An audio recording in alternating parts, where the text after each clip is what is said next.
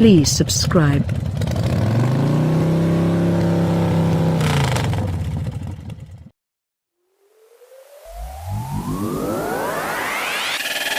It's tempting to characterize the traditional flagship cars, the large, top-of-the-line sedans such as BMW's 7 Series and Mercedes-Benz's S-Class, as the ultimate embodiment of brand values.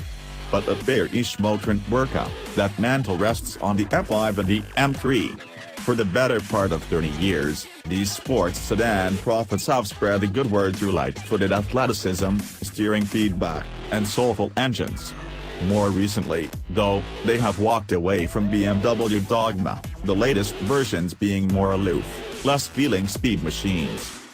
The sixth coming of the M5, internally known as F90, is BMW's latest interpretation of its own holy creed and a reminder that, in this automotive era of rapid evolution, nothing is sacred.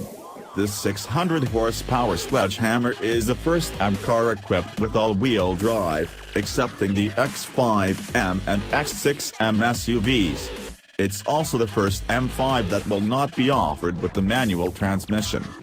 We muttered a few profanities the first time we read those details about the drivetrain.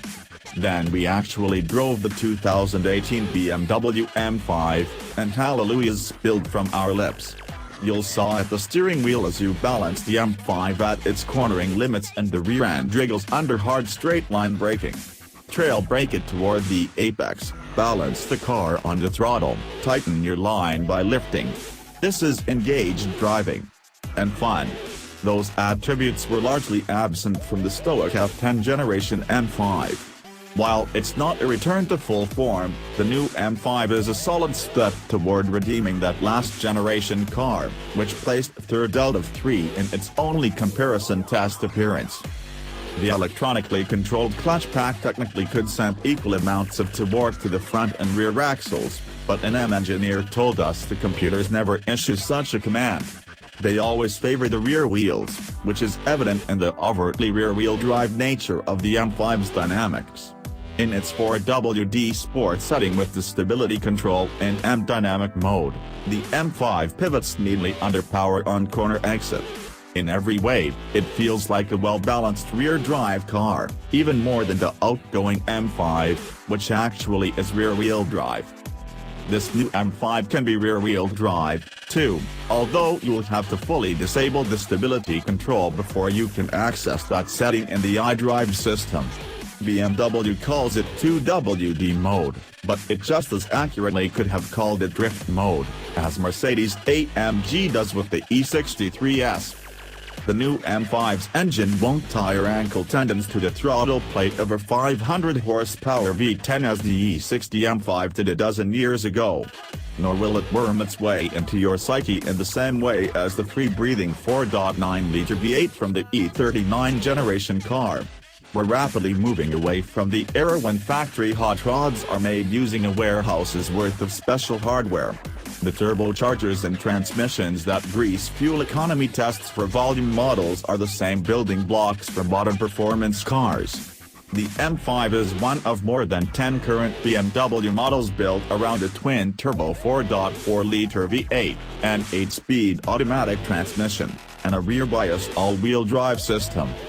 There's also the 456-horsepower M550i xdrive that BMW sells at a more than $30,000 discount to the M5. Admittedly, the M5's engine features a long list of hardware changes from the M550i's version and has an entirely different engine code. An evolution of the S63T0 that powered the outgoing car, the new M5's power plant wears new turbochargers making 24.5 pounds per square inch of boost, up from 21.8 in the old M5, and it sprays fuel into the cylinders at higher pressures. Its 600 horsepower is an increase of 40 over the outgoing car, while peak torque rises from 502 to 553 pounds-to-foot. That may not sound all that impressive in an era when it takes 700 horsepower to really raise eyebrows, but the M5 launches down a highway on-ramp with the authority and unrelenting thrust of a Saturn V rocket. It should clip 60 miles per hour in 3.1 seconds. The engine broadcasts a more complex and slightly hollow thunder that sounds more convincing than the bassy monotone of the last car.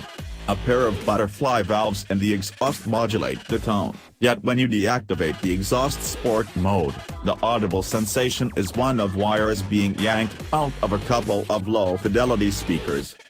BMW developed the manual transmission of the outgoing F10 generation M5 specifically for the US market, only to see fewer than 5% of buyers choose it.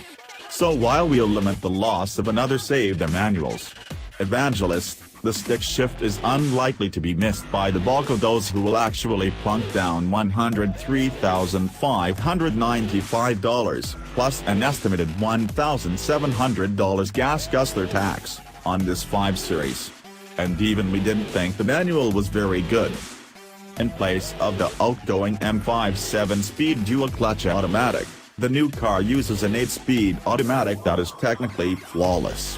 It shifts so rapidly as to mask any momentary, infinitesimal torque reduction and picks the right ratio at the right time. Exorcised. In 2018, the character of an M car stems not just from what's added to the donor model but also from what's removed. In the case of the M5, that results in a much purer sports sedan closer to M's founding beliefs. There is no planetary gear set that varies the steering ratio with vehicle speed, no active anti-roll bars, no rear wheel steering. Those heavy-handed chassis technologies react to the road so the driver doesn't have to, and in turn they overmanage the 5 Series into an indifferent and inert car. Instead, the M5 uses a simpler variable ratio steering rack that's common in the luxury sports sedan segment, backed with well-weighted electric power assist. The active M electronically controlled limited-slip rear differential helped the optional 20-inch Pirelli P0 tires on our car lay down to work with the sense of control. Electronically adjustable dampers offer 3 settings, but we never found good reason to leave the softest comfort setting for long. BMW claims this new M5 is lighter than last year's model, a remarkable feat considering the triple-digit weight penalty of the all-wheel drive system. The savings come from a lighter body shell with a standard carbon fiber roof and relentless attention to detail throughout the rest of the car. Optional carbon ceramic brakes will save an additional £51 and should be considered a mandatory buy for anyone visiting the track in this 4,350-pounder. The brake pedal quickly went soft during our day lapping Portugal's old Formula 1 circuit, although our braking points on the track remain fairly consistent. M engineers, of course, must work with the best car they're given, and so they're powerless to do anything about the current 5 Series long and wide body. Inside the well-trimmed cabin, driver and passenger sit far enough apart that they might as well be in marriage counseling. At least that leaves adequate real estate for the sundry buttons to fiddle with the throttle calibration, transmission shift speed, steering weight, damper stiffness, and exhaust mode.